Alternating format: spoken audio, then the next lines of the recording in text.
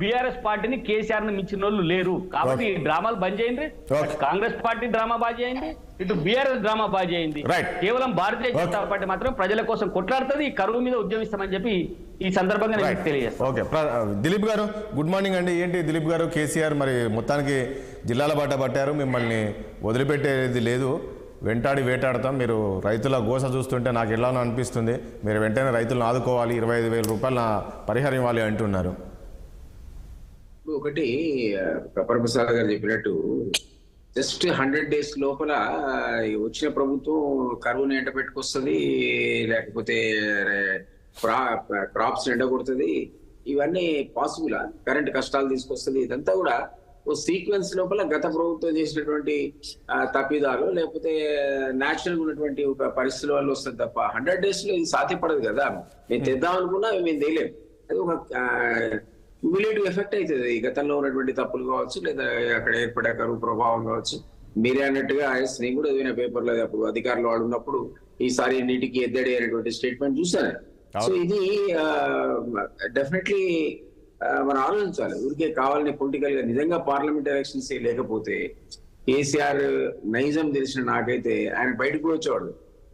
ఆయన ఈరోజు కేవలం పార్లమెంట్ ఎలక్షన్స్ ఉన్నాయని ఒకటి, ఇతర పక్క పాపం అంతా గేట్లు దూకి లేదా గేట్ల కింద నుంచి పోయే జనం ఎక్కువైపోయారు కాబట్టి ఉద్దేశించి మాట్లాడడానికి ఒక రాజకీయ అవసరానికి బయటకు వచ్చాడు. కాబట్టి నిజంగా ఆయనకు రైతుల పట్ల అంత శ్రద్ధ ఉంటే ఎన్నిసార్లు ఆయన అగ్రికల్చర్ డిపార్ట్మెంట్ రివ్యూ చేసేయండి. తన అధికారంలో ఉన్న 10 ఏళ్ల లోపల మీరు ఎన్ని సందర్భాల లోపల ఆయన ఇట్లాంటి పర్యటనలు చేసి ప్రజలు కలుసుకున్న సందర్భాలు మీరు చూసారు చెప్పండి. Never did it. తనకి అధికారం తన చేతిలో ఉన్నప్పుడు బయటికి రాని వ్యక్తి, రివ్యూలు చేయని వ్యక్తి, మంత్రులకు ఎమ్మెల్యేలకు లేదా ఎంపీలకు అపాయింట్మెంట్ కూడా ఇవ్వనివంటి వ్యక్తి ఈ రోజు అంత అర్జెంట్ గా ఎందుకు బయటికి రావాల్సి వచ్చి చెప్పండి. దానికి కేవలం రాజకీయం కారణం. అది ఇప్పుడు ప్రభుత్వం ఇంతకుముందు మిత్రుడు తాడు శ్రీనివాస్ గారు అన్నట్టుగా మీ మంత్రులు తిరగట్లేదు, లేకపోతే సీఎం తిరగట్లేదు, సీఎం ఢిల్లీ తిరుగుతున్నాడు, ఇవన్నీ పొలిటికల్ ఎలిగేషన్స్. అక్కడ ఒక వ్యవస్థ ఉన్నప్పుడు ఆ వ్యవస్థ మీ కంట్రోల్లో ఉంటుంది. బీజేపీ పార్టీ లేదా టీఆర్ఎస్ పార్టీ తిరగాల్సిన అవసరం ఎందుకు వస్తుందంటే వాళ్ళు ప్రతిపక్షంలో ఉన్నారు, వాళ్ళకు సరైన ఇన్ఫర్మేషన్ ఇచ్చేవాడు, అధికారులు కోఆపరేట్ చేయరు, అడ్మినిస్ట్రేషన్ మీది కాదు, బడ్జెట్ మీ దగ్గర ఉండదు. కాబట్టి మీరు ఖచ్చితంగా తిరిగి దాని రైతులను కన్సోల్ చేయడానికో వాళ్ళ ఆదరణ పొందడానికో ఇతర సమస్యల మీద ఫోకస్ చేయాల్సిన అవసరం ఉంటుంది పొలిటికల్ మేనేజ్ కోసం. అధికార పార్టీకి అవసరం ఉండదు. డే టు డే అడ్మినిస్ట్రేషన్ తో మా కంట్రోల్లో ఉంటుంది, కలెక్టర్స్ మా కంట్రోల్లో ఉంటారు, అగ్రికల్చర్ ఆఫీసర్స్ మా కంట్రోల్లో ఉంటారు, బడ్జెట్ మా కంట్రోల్లో ఉంటుంది. వీటిని ఆదుకోవడానికి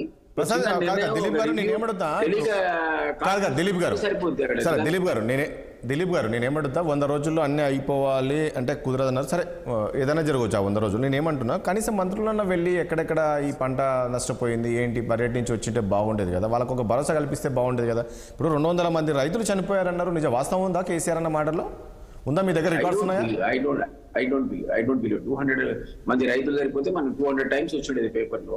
అదే ఒకళ్ళితే రైతులు సరిపోయింటే నేను కాదనలేను, కానీ ఇది టోటల్ గా రూల్ అవుట్ చేయను. కానీ 200 మెంబర్స్ ఇక్కడ చనిపోయారంటే మీ ఛానలే పట్టుకు పోయి చూపించాలి. అట్లాంటప్పుడు అది ఒక పొలిటికల్ ఎలిగేషన్ తప్ప వాస్తవ దూరమే తప్ప అది రియాలిటీ అని అనుకోను. బట్ డెఫినెట్లీ గవర్నమెంట్ మీద బాధ్యత ఉంటుంది.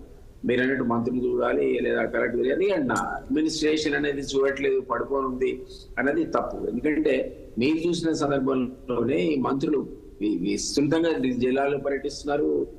అదేవిధంగా సీఎం కూడా ఎన్ని సందర్భాల్లో రివ్యూలు చేశాడు, ఎంత మందికి అందుబాటులో ఉన్నాడు. ఢిల్లీ పోతే పోతాడు, అధిష్టానం అక్కడ పోతాడు. ఇక్కడైతే ఫామ్ హౌస్ పోయిన అపాయింట్మెంట్ లేదు కదా. పక్కన ఫామ్ హౌస్ పోతే ఎంట్రీ లేదని చెప్పి పాపం ఈటల రాజేందర్ మంత్రిగా ఉన్నప్పుడు బాగుపోయాడు. హరీష్ రావు లాంటి వాడికి అక్కడ సెక్యూరిటీ కూడా ఆపేట, ఏదైతే సీఎం దగ్గర అపాయింట్మెంట్ లేదు మీరు లోపల రావద్దంటే మాకు కళ్ళనీళ్ళు పెట్టుకున్నంత పని అయిందని ఈటల రావద్దు అంటే ఇక్కడ పక్కకున్న ఫామ్ హౌస్ కూడా ఉన్నది సాధ్యపడిన పరిస్థితుల్లో. ఆయన ఢిల్లీ పోతే అధిష్టానం ఉన్నప్పుడు ఏదో పనులు ఉన్నప్పుడు ఇది ఎలక్షన్ టైంలో టికెట్ల కోసం ఆయన పోతే అది కూడా తప్పడితే ఎట్లా? అది ఆయన డ్యూటీ అది. బట్ ఆయన ఎన్ని సందర్భాల్లో ఎక్కడెక్కడ తిరిగాడు, ఎంతమంది రెస్పాన్స్ ఇచ్చాడు, ఈ రోజు ఎన్ని గంటలు పనిచేస్తున్నాడు మన దగ్గర కనపడుతుంది కదండి. మన దగ్గర అందుబాటులో ఉన్న ముఖ్యమంత్రి ఆయన 3 నెలల లోపల ఎస్టాబ్లిష్ చేశాడు. ఆయన మీరు గేట్లు కంచెలు వేసుకుని మూసుకునే ప్రయత్నం నేనే 3 సార్లు పోయినా. ఒకటి దిలీప్ గారు నేను ఏమడుగుతున్నానంటే ఒకటి అవకాశమే లేకుండా దిలీప్ గారు ఈ రైప్ ఆఫ్ పొలిటికల్ రెటారిక్ కాదు దిలీప్ గారు.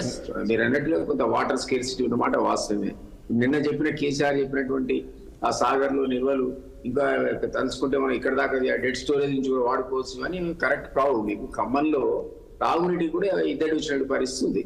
ఆ మధ్యలో ఇదే టీవీ డిబేట్ లో అయిన తర్వాత నేను తుమ్మలాసారి అడిగితే నల్గొండ పంట అవసరాలు తీర్చకుండా మీరు ఎందుకు పాలేరు తీసుకుపోతున్నారు అంటే ఆయన చెప్పాడు పంట అవసరాలు లేకుండా కాదు, ఖమ్మం తరలించిన నీరు కేవలం తాగునీటి కోసం అది లేకపోతే రేపు పొద్దున క్రైసిస్ వస్తుంది డ్రింకింగ్ వాటర్ కానీ ఆ చర్యలు తీసుకున్నాను తప్ప నేనే ఖమ్మం నల్గొండ జిల్లాకి ఇన్ఛార్జ్ నల్గొండ కాదని నేను ఖమ్మం తీసుకుపోతా అన్నాడు. నాకు ఓవరాల్ విజన్ స్టేట్ అంతా ఉండేది, నాకు ఓన్లీ ఖమ్మం మంత్రిని కాదు కదా అని ఆ మాట ఆయన అన్నాడు. కాబట్టి డెఫినెట్లీ ఈ రోజున్న క్రైసిస్ లో కొన్ని అత్యవసర చర్యలు ఉన్నాయి, అవసరం ఉన్నాయి. అది కలెక్టర్స్ మానిటర్ చేస్తున్నారు, ఈవెన్ ఎమ్మెల్యేలు చూస్తున్నారు, డిప్యూటీ సీఎం చూస్తున్నాడు.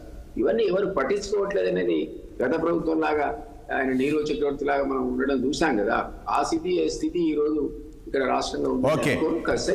ప్రతి ప్రాబ్లమ్స్ ఉన్నాయి, ఆ ప్రాబ్లమ్స్ ఓవర్కమ్ అవుతాం. అందరినీ కూడా యంత్రాంగం అంతా సిద్ధంగా ఉంది, దానికి అవసరమైన చర్యలు చేపడుతున్నారనే మనం గమనించాలి. ప్రభుత్వం యొక్క బాధ్యత కదా అది, it's day to day process. Right, okay. ఒకటి రామ్మోహన్ రావు గారు మీరు చెప్పండి ఒకటి. ఇప్పుడు మనం గతంలో చూస్తాం 10 ఏళ్ళు వీళ్ళు అధికారంలో ఉన్నప్పుడు నాకు తెలిసి చాలా మంది అంటే పంట నష్టపోయి రైతులు